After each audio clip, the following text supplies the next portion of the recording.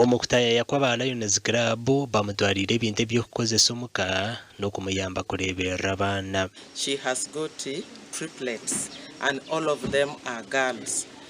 Together with the support from the Lions Club of Mitooma, we have come here for an activity. They put funds together and they have bought clothes, they have bought food, they have bought soap, posho, rice to support this mother.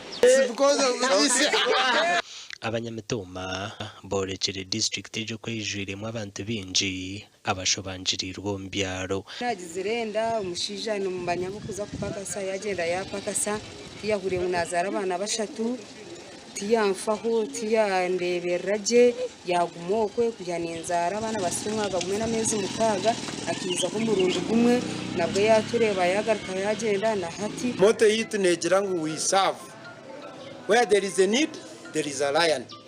Haba wekizubunko mbwire bwenjara haba wekizubunko abantu baterwa mwekemore haba wekizubunko haba wendwara yabaruka lions mtuzayo tereze buhezi.